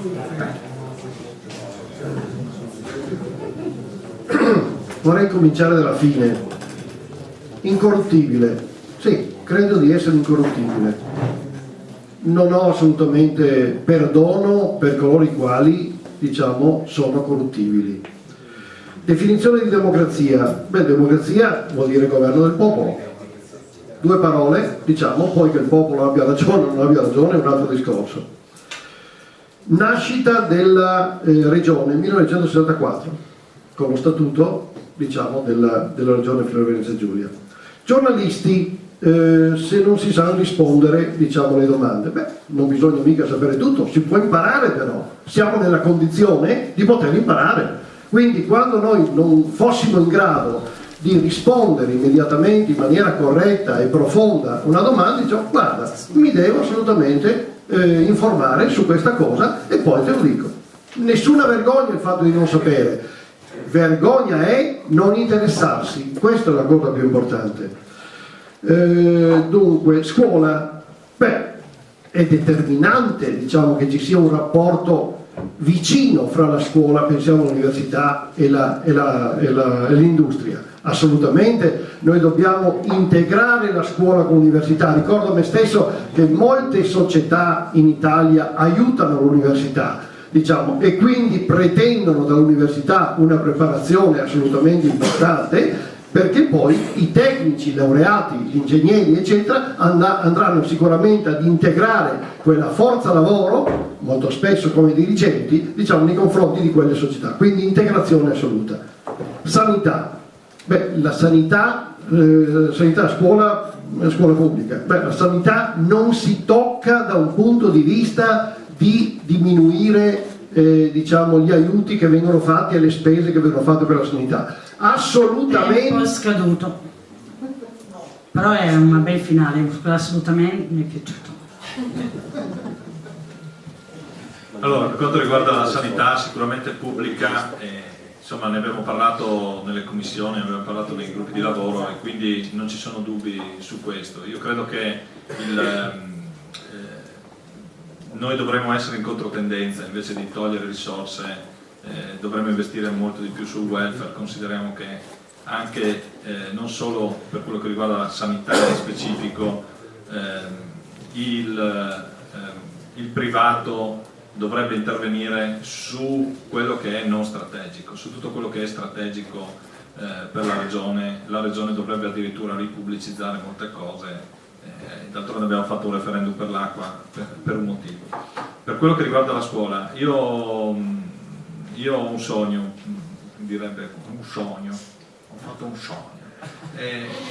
Il mio sogno è che ci fossero delle strutture scolastiche, perché credo che se i ragazzi andassero in una scuola bella, accogliente, con le classi grandi, con le lavagne elettroniche, con tutte queste cose qui, ci sarebbe molta più voglia di imparare. E credo che la cultura parte da lì e quindi creerebbe anche lavoro nell'edilizia che è in crisi e con tutto il resto. E poi il libro elettronico e tutte queste cose di cui abbiamo parlato nei gruppi di lavoro.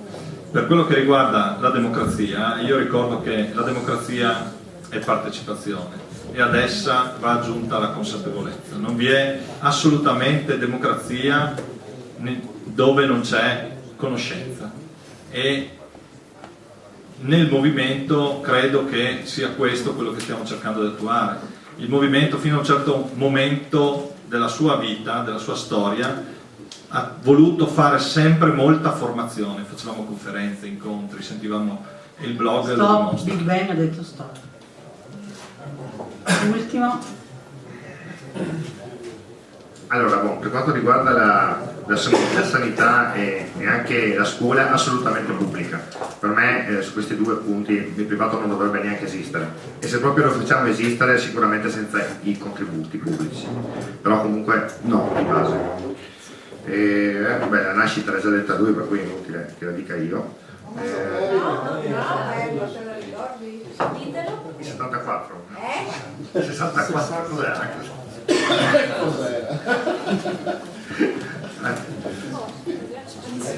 Allora, per quanto riguarda la democrazia, sicuramente mi trovo costretto a ripetere quello che ha detto Saverio. Cioè, la democrazia può esserci solo se la gente è consapevole, e questo è uno dei compiti più importanti per quanto mi riguarda del Movimento 5 Stelle: informare le persone su cosa succede davvero. Vi faccio solo un esempio: adesso i telegiornali stanno dicendo che Tondo, con la nuova finanziaria da 4 miliardi, dà i finanziamenti alla cultura, allo spettacolo, eccetera eccetera. Quello che non dice è che quella precedente era di 5 miliardi, per cui nessuno gli chiede cosa hai fatto con quel miliardo che manca, da dove l'hai tagliato. Questa non è informazione, per cui il nostro compito è informare il cittadino prima di tutto, e poi quando un cittadino informato è in grado di scegliere. Dopo cos'è qua? Sì, quanto sono corruttibile. Diciamo così che a mio modo di vedere non esiste nessuna cosa al mondo, cifra al mondo, che valga la pena di far sì che una persona non possa guardarsi allo specchio la mattina. Uno può avere tutto quello che vuole, ma se uno non ha più rispetto di se stesso è come se non avesse niente, per cui assolutamente io mi ritengo incorruttibile. Cosa mancava? Cosa fare? Cosa fare? Cavolo, che sei bruciato. Quella sì, però a un mese no.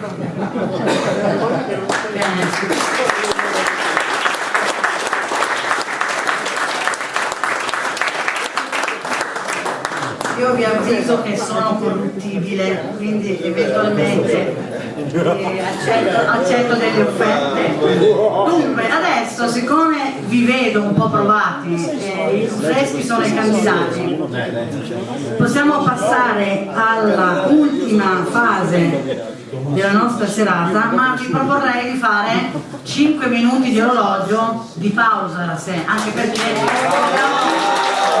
dobbiamo preparare le schede elettorali. Vi ricordo che il voto è palese, intanto che voi sfollate, io vi ricordo che il voto è palese, che vi verrà distribuita una scheda sulla quale scriverete il vostro nome e il nome del candidato prescelto. Poi riassumiamo al rientro in sala. 5 minuti a partire da adesso. Bene. Adesso mi serve l'aiuto di qualcuno. Una valletta? Anche un valletto. Anzi, meglio un valletto. Allora guardi, lei che parla tanto, venga qua. No, s'accomodi. Mi viene perso anche lui. Allora, adesso vi verrà distribuita dal nostro Stefano. Stefano, Paolo, cosa cambia? Marco? È uguale, perché uno vale uno e quindi che importanza, non c'è problema, può esserci chiunque in consiglio comunale a Trieste, non è che ci deve essere proprio tu. Allora, ecco, lui si è offerto un altro valletto. Distribuiamo adesso questa scheda che è rigorosamente bianca a tutti gli aventi diritto al voto. Qua serve l'aiuto. Dov'è il nostro rappresentante? Dov'è Federico? E questo è un problema, perché io... chi ha diritto al voto lo sa, per cui può compilare la scheda. Non nel importa. momento in cui verrà registrato il voto si farà la corrispondenza tra chi ha diritto e chi no, per cui... Ottima proposta. E sul foglio si mette il nominativo e la firma. Benissimo, quindi il foglio lo possiamo dare a tutti. Okay? Sul foglio che cosa si mette? Fondamentalmente si mette il nome del candidato che avete scelto, un po' di silenzio per favore, il nome del candidato che avete scelto e il proprio nome, cioè quindi il nome dell'elettore, perché vi ricordo abbiamo deciso, cioè per il voto palese, Questo è un sistema, così non creiamo confusione, alza la mano, poi alza su, alza giù, e quindi abbiamo sia la tracciabilità del voto e sia l'espressione del voto palese. Quindi adesso in questa fase possiamo stare tranquilli e io posso tacere. Bene, signori e signore, è arrivato anche il voto da Houston nel Texas e quindi siamo in grado di dare i risultati. Aventi diritto al voto 136, votanti 94, di cui 53 in sala e 41 online. Maggioranza assoluta 48 voti.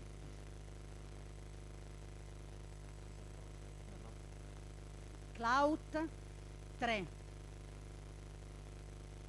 Mazzarotto 7, Suraci 30, Galluccio 54. È finiti, non ce ne abbiamo altri, ragazzi.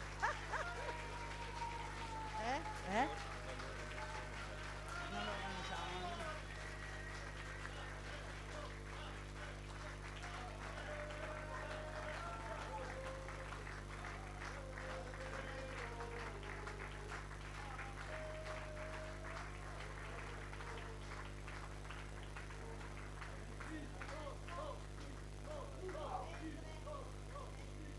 Sarò il presidente di tutti.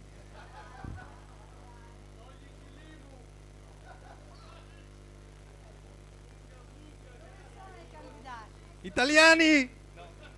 Chiama gli altri candidati. Potete venire tutti qua? Sì. Franz?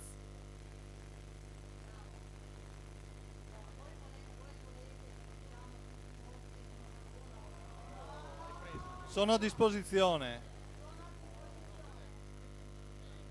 Li metteremo sul meetup.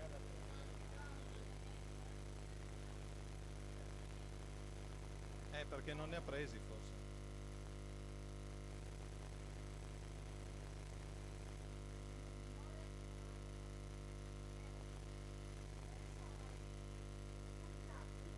I candidati.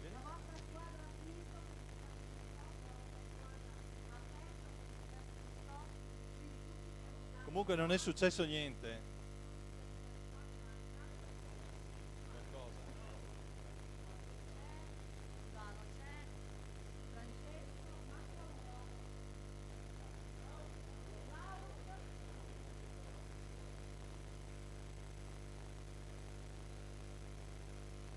Superata perché che ora è? È mezzanotte e 11, quindi è fatta.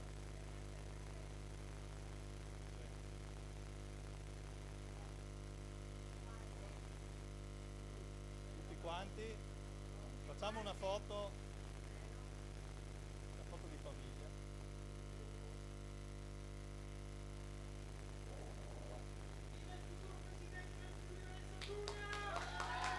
Magari.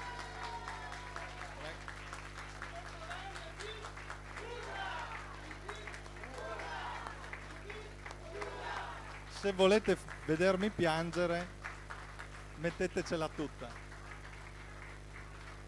A parte gli scherzi, vi ringrazio tutti. Credo che abbiamo dato dimostrazione di qualcosa veramente di nuovo. Ribadisco quello che ho detto prima, il Presidente è un portavoce e credo che la campagna elettorale la dobbiamo fare tutti quanti, uno per uno, dovremmo andare a prenderci ogni singolo voto, casa per casa, associazione per associazione e fare capire che noi siamo loro e loro sono noi. Se riusciamo a far capire questo ai nostri concittadini, credo che potremmo portare a casa un risultato grandioso. Poi oggi abbiamo dato dimostrazione veramente di quello che è la democrazia. Prima c'era una domanda, no? Cos'è la democrazia? La democrazia è questo, la democrazia è cercare di rendere partecipi più possibile i cittadini attraverso internet, attraverso le piazze. Ogni strumento è valido, non solo quello di internet, perché noi abbiamo una regione che è divisa da un punto di vista dell'informatica dovremmo andare veramente a coinvolgere le persone nella nostra campagna elettorale e raccontargli quello che vogliamo fare per cambiare questa regione.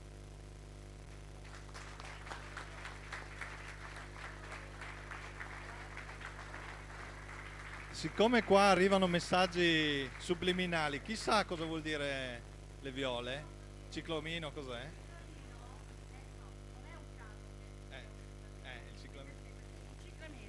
Il ciclamino. I ciclamini del Friuli Venezia Giulia sono fra i migliori, forse potrei dire i migliori, d'Italia, e quindi c'è una grossa produzione di grande qualità, per cui il ciclamino d'Europa, mi corregge giustamente Gabriele, e quindi per questo il ciclamino, che può essere un simbolo anche della nostra regione.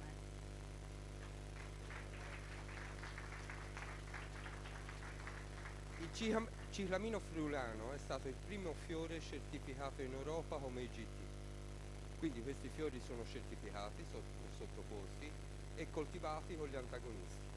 Quindi non hanno prodotti chimici e mi sembra che in questo contesto ci stavano abbastanza bene.